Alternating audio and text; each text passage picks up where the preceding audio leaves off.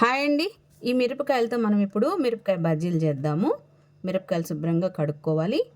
తగినంత శనగపిండి వేసుకొని శుభ్రంగా జల్లెడ పట్టి తగినంత ఉప్పు, తగినంత కారం, ఒక చిటికెడు సోడా ఉప్పు వేసి పొడి పిండిని ఒకసారి బాగా కలుపుకోవాలి. ఉండలు లేకుండా ఉప్పు, కారం, సోడా ఉప్పు బాగా పట్టేలాగా పొడి పిండిని ఒకసారి బాగా కలిపేసుకొని కొద్ది కొద్దిగా వాటర్ కలుపుకుంటూ పిండిని ఉండలు లేకుండా కలుపుకోవాలి. వేళ్లతోటే కలుపుకోవాలి. పిండిని పిసుకుతూ ఉండలు లేకుండా నీట్గా కలుపుకోవాలి. ఎక్కువ జారుడుగా కాకుండా మరి చిక్కగా కాకుండా కొద్ది కొద్దిగా నీళ్లు కలుపుకుంటూ వేళ్లతో బీట్ చేస్తూ పిండిని కలుపుకోవాలి. అప్పుడే బజ్జీలు నీట్గా వస్తాయి. చూడగానే తినాలి అనిపించేలా వస్తాయి. ఇలా బాగా కలిపేసుకొని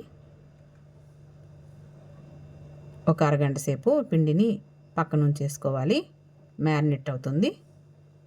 తర్వాత ఒక టేబుల్ స్పూను వాము తీసుకొని మిక్సీలో వేసి ఒక అర స్పూను ఉప్పు వేసి మిక్సీలో ఈ వాము పౌడర్ చేసుకోవాలి. ఈ విధంగా పొడి చేసుకోవాలి. తర్వాత మిరపకాయలకి చివర్లు కట్ చేసుకుని నేరుగా ఘాటు పెట్టుకుని లోపలున్న గింజలన్నీ తీసేసేయాలి. ఫోర్క్ స్పూను రివర్స్ చేసి గీరితే గింజలన్నీ ఈజీగా వచ్చేస్తాయి.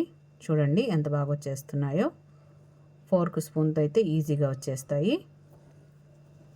ఈ గింజలన్నీ తీసేసేయాలి. కారం తక్కువ ఉండే దొడ్డు మిరపకాయలు తెచ్చుకుంటే బజ్జీ మిరపకాయ బజ్జీలు బాగుంటాయి. ఇప్పుడు ఈ మిరపకాయల్లో మనం మిక్సీలో పౌడర్ చేసుకున్న వాము పౌడరు స్టఫ్ చేసుకోవాలి. తగినంత వాము పొడి మిరపకాయల్లో స్టఫ్ చేసుకోవాలి. ఈ విధంగా పెట్టేసేయాలి. మిర్చిలో అన్ని మిర్చిలకి ఇలాగే పెట్టేసాము. ముందుగా మనము మ్యారినేట్ చేసి పక్కన ఉంచిన శనగపిండిని ఒకసారి బాగా కలిపేసేసి వేళ్లతోటే కలపాలి ఫ్రెండ్స్. ఒక 5 నిమిషాలు బాగా కలిపేసి ఒక గ్లాస్లో ఈ పిండి వేసేసుకోవాలి.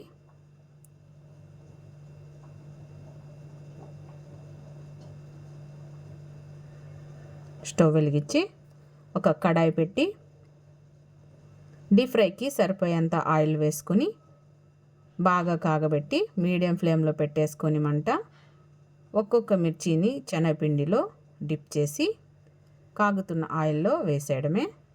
చాలా సింపుల్గా చేసుకోవచ్చు ఫ్రెండ్స్. మిర్చి బజ్జీ చాలా టేస్టీగా ఉంటుంది. మీరు కూడా ఒకసారి ఈ విధంగా ట్రై చేసి చూడండి.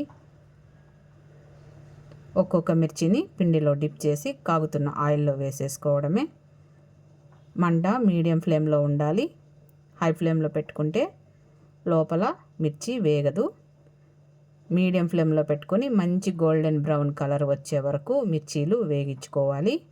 చూడండి ఎంత బాగున్నాయో. చూస్తేనే తినాలి అనిపించేలా ఉన్నాయి కదా.